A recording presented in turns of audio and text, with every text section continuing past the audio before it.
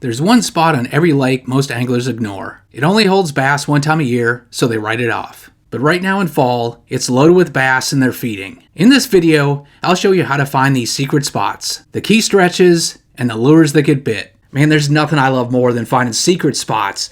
Spots nobody else is fishing and the bass are loaded up and they're easy. Right now in the fall, there's definitely a spot you can find on most every lake. There are some pitfalls though. You can waste a lot of time. You can fish a lot of time in dead water. Let me show you the key spots, how to find these, and then I'll cover, once you find it, what bait's catching when you're there. So this pattern really only plays in fall consistently, and that's why it's overlooked. People write this area off. And what I'm talking about are little creeks and streams in the very backs of coves. And I'm not talking about the big main rivers that feed reservoirs. Every reservoir or lake typically has like a feeder stream or a feeder river sometimes. Those will hold fish all year. They're easy to navigate. A lot of people get up there. What I'm talking are just moderate to small size coves or creeks, and this in a lake.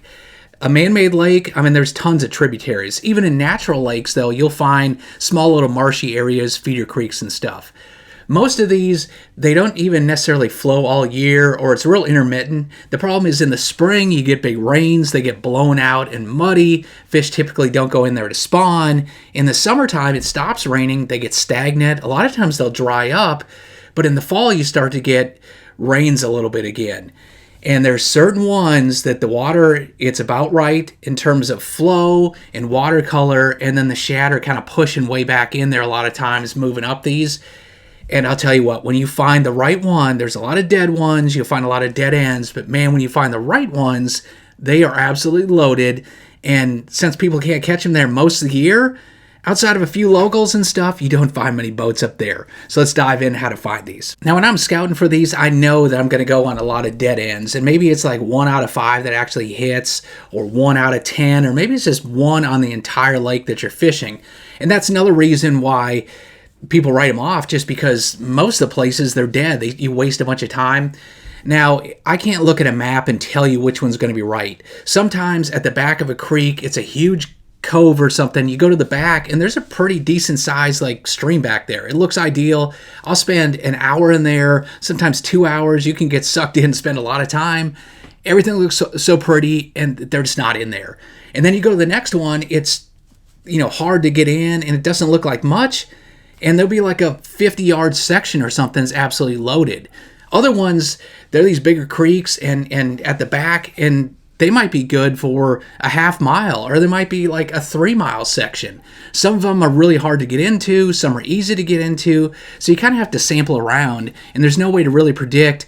The fact that you have to fish them and find them, though, that's what makes them even better. So a few rules of thumbs in terms of the ones I'm looking for. Basically, if you have a giant cove and it stays really shallow and has a lot of cover, I figure there's probably a lot of bass. If you know there's a creek that has a lot of bass in it, that has a big population that can move into these little creeks on the upper end. If it's a tiny cove or something, sometimes those are hidden bonanzas as well, but usually the bigger coves, I find those are better. And then those bigger coves are usually the ones that have like a bigger stream at the back of it. Now, if it's really easy, if this cove is short and it's really easy to get in the creek at the back, then most people are going to fish to the back of the creek and they'll go up in there and check it. So those ones aren't really hidden and they get more pressure. The ones that I like is it's a big creek. And if it's really shallow, or if there's a lot of stumps, something like that, where it's a real pain in the butt to get to the back of it, especially the super shallow ones. A lot of these creeks, especially in the fall, the lake's drawn down a little bit. 99% of it, you can't even get your boat back there. You have to follow the old creek channel or this tiny little ditch, or find your way through the really shallow water to get to the very back. And if it's like a 1/4 mile of just dead, super muddy, flat water or more, most people aren't going to make the effort to get back there. It's just hard to get back. The tougher it is to get into these things, the more likely that once you get in there, they're going to have fish. Here's the thing though, I've fought my way into so many of these, and once I get in there, there's nothing in there. So remember, don't get too discouraged, but you're going to have to find a lot of these until you find the right one. So just know that going in. Then one more thing to look for, some of the creeks, they're just opportunistic. They're super shallow. They don't go back that far. The deepest you'll find in there is like 3 feet. It's kind of a dead end. You can't get very far in. They can be a bonus, and they're worth, maybe you get a good fish or two, but that's kind of like the ones in the flat will pull in there. The ones that I really like, if you get into one and it's super shallow, and then once you fight your way through that mud flat, all of a sudden it drops off, and it's like at least 5 feet or deeper, and sometimes you're talking like 10, 20, 30 feet deep in a lot of the pools and stuff once you get in there. Well, that's something that it has its own ecosystem in there, that those fish, there's probably ones that live in there most of the year, and in the fall seems the right time for them to bite. So if I get in there and there's a decent amount of depth, then I'm really curious on it. I'm going to check it out more. And then once you get in there, I've seen so many lakes that an entire lake, there's no shallow grass or anything. It's just barren, it's rocky and stuff. But you get into these kind of feeder creeks, there's bushes on the water. If the water gets up, there's kind of grass and vines and stuff that'll grow on the sides. There might even be some aquatic vegetation in there, like milfoil or hydrilla or something, or just water willow. It's a totally different lake in there. So if I get in there and there's a bunch of overhanging branches and limbs, a bunch of laydowns from trees, a lot of grass and bushes, any cover like that, I know that, wow, this is a lot more cover than they find in the rest of the lake. This could be really good. So if you find some depth, you find some cover, especially when the rest of the lake doesn't have that cover, you're in the right spot. Now, once you get into one of these creeks, you can get in there and it drops off a little bit. You have a little bit of depth.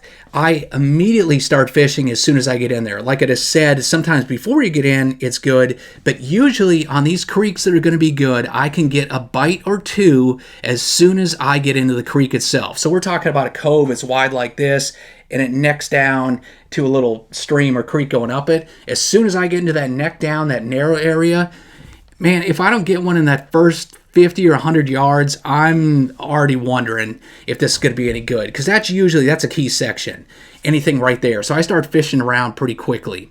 Now, some of these, like I said, they can go a mile, 5 miles and stuff. All of a sudden, they become a little stream or river, and you can go way up there. So you want to be really selective and not spend too much time and pick off these key sections. So hit the mouth. And then the next thing to try is the first bend. It goes in like this, and it weaves a little bit, but all of a sudden it makes a hairpin or a 90-degree bend, something like that. And on that outside of the bend, that outside is typically a steeper bank. Now, if it's cooler, or even if it's been warm, a lot of the water's warm, but they have a little bit deeper water, that first bend, man, that's a good section right there to check. I'll flip any of the cover on it. I'll try cranking the edge of that and stuff. A lot of times they'll be in that first deeper water. The other thing is like bluffs in there. So if they want to be on steeper or the deepest stuff, even that bend might be sloped a little bit, but you'll find a bluffy bank and you look at the one side is kind of mud or flat or something. The other side, it's usually rocky. It's sheer and it's steep there. Those steep banks, that's another key that you want to look for. So like those bluffs in there, hit a couple of those. Then cover. We talked about sometimes it can have grass and vines. I'm looking for a section, all of a sudden, if I go 100 yards, 500 yards, quarter mile, and all of a sudden, wow, there's a bunch of bushes or vines. Any vegetation and stuff, that's going to be good to check. Big key laydowns or something, any of the woody cover or bushes, check some cover in there. And then the last key section, a lot of these, they'll go in 100 yards, half mile, whatever. If you go all the way up to the end, and that last 100 yards, where all of a sudden it just goes from fairly deep and, it was 10 feet and then it's kind of getting 4 and 5. All of a sudden at the end, you come to a rapids or something where it just really turns into, just a little creek or a tiny little ditch, something up there, really, really shallow up there. Right where it ends right there, you'll find so many times that the bass have the shad and they're pushing them around. I guess the shad, my always theory was they're back there. That's where it starts to flow. You get the flowing water. That brings in cooler water in the fall. It's also bringing in washing nutrients and little bottom of the food chain where the shad are up there eating. That last little section, as far up as you can take your boat, I like to fish around that area as well. So a few more pitfalls and tips on these. I covered a few different hotspot type sections in there. Remember, a lot of these are duds, so it's easy to get trapped and it's just beautiful looking and you just spend hour after hour in there. don't do it. Sample different things. Don't just flip every single laydown for hours and hours. Yeah, flip some laydowns, give it an honest chance, but flip those for a while. Fish some rock for a bit. Try a little bit of vegetation. Try the deeper sections. Do a quick sample of it. If you're not getting bit in any of that's the best way to figure out what they're on. Once you figure out that, man, I've tried rock and all this other stuff, I only get bit on the bluff sections, then you can run it up farther and start cherry picking. But when you first get in there, know that you can waste a lot of time. So try a variety and then sample, see what's working. If none of those hit, instead of keep on trying and going farther and farther, I'd get out of there and go try another one. Now, another thing to keep in mind, if something looks really good, it seems right, but you don't get bit, it doesn't mean it's never going to hold them. It might be too early in the fall, it might be too late in the fall, you might have had a big rain recently that kind of muddied it up or something, or maybe it hasn't cooled down enough and there's not enough flow, so they're not in there. Best thing, instead of going down in flames in there, give it like an hour, sample it. If it's not going, know that maybe it's just I'm a week too early or a week too late. Come back again at another time, give it another chance. Sometimes the ones that are dead early in the fall can get good at late in the fall. Other ones I've fished, they're really good for the first part of the fall, and then I go back there later, they're just not that good. So know that timing can matter. Then conditions can make a big change too. These things are pretty fragile. Big runoffs, big cold fronts and stuff, you get huge swings in the water color, the temperature. Know that this is kind of fickle. So it might be like these things are really good at first light and then they're not that great. Or it might be, they don't really get going. The water's cold in the morning, late in the fall, in the afternoon, the sun beats down, they start to turn on. So you need to figure out the time of day that works. And then also understand that like one good rain, it can wash it out, turn it into mud, and it might suck for 3, 4, 5, 6 days after that until it clears up.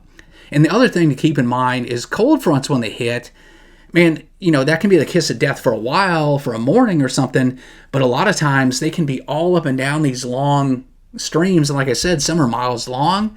What happens a lot of times, that's kind of my favorite. When you get the cold fronts in there, all these fish, they're chasing all around. A lot of the fish move to those bends I was talking about, or those little bluffy areas, and all of a sudden you'll find that the deepest 2 or 3 bluffs or bends in there, they consolidate. So keep in mind that cold fronts, instead of them just being all over the place, they might really be stacked up in those bends. Now let's talk about the baits in here. A lot of times, like I said, they're either fishing there or they aren't. So you don't want to be playing around with a whole lot of baits. Use a few key ones. Usually it's like changing up all this stuff. That's not going to trigger them. There's either fish in here, they haven't seen lures and they're going to bite pretty quickly, or they're just not in there. So one of my big go-tos is Texas rigs. And this is a stank bug. It's a creature type bait. It looks like a craw, but it'll be enough, like a little minnow or a small bluegill or something, they'll eat it.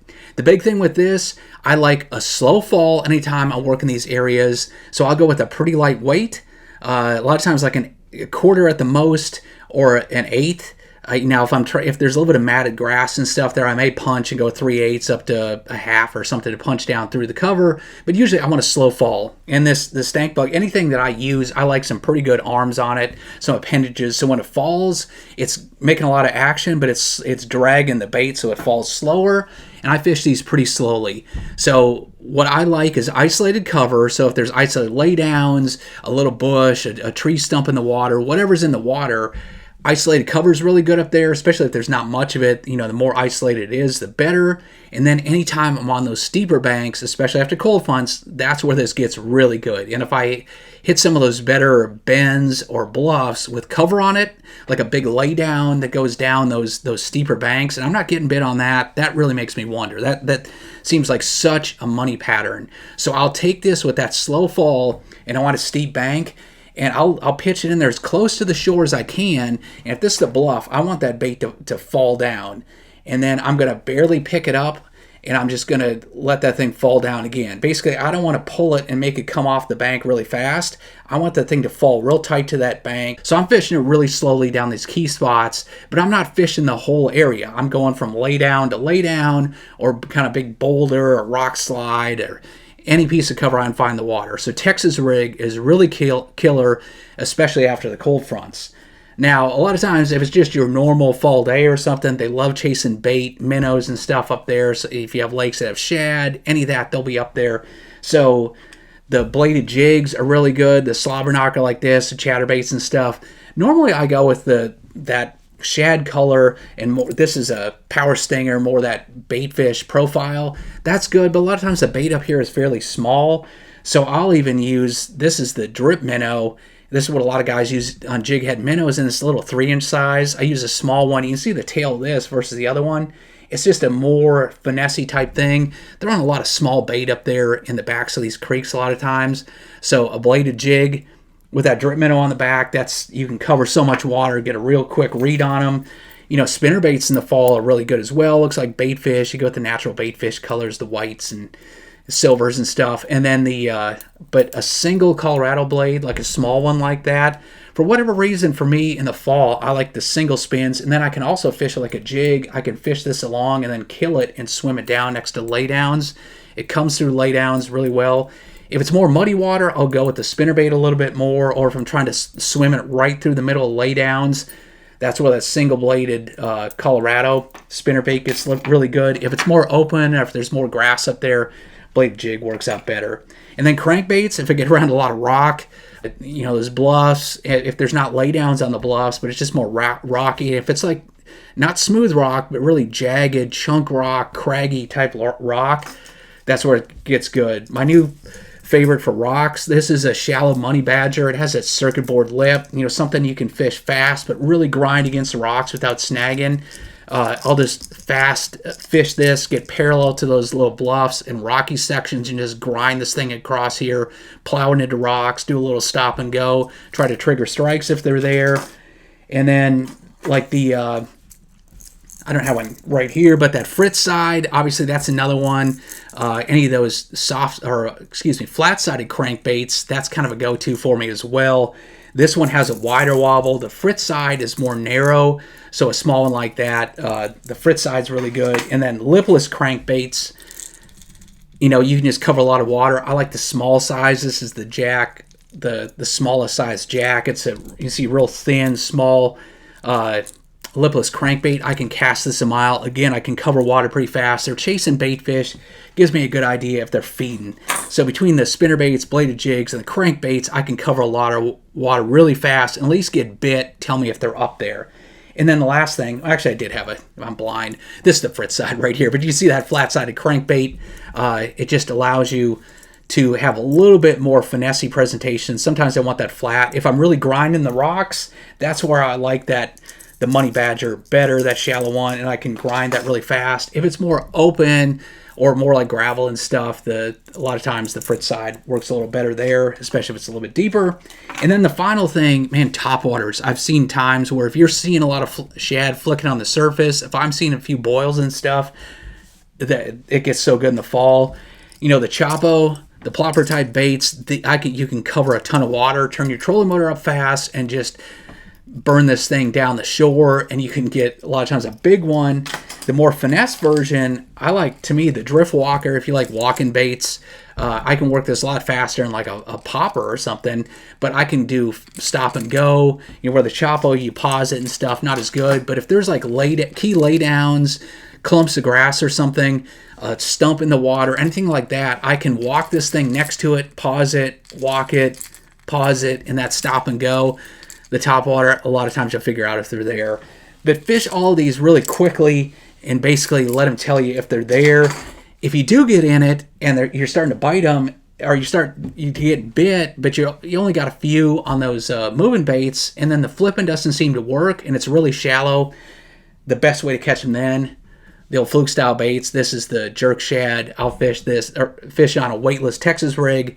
You can put this in front of them. If there's any flooded grass cover, if they're right pushed up against the bank, I can throw this right on the bank, ease it in, super slow fall. Once you know where they're at, then I'll slow down with this and I can really pick it apart. Instead of using a worm or a jig, a lot of those other things are on bait fish, so the jerk shad will really catch them. This is just one of my favorite fall patterns. You want to see some of my others? Check out my full fall playlist.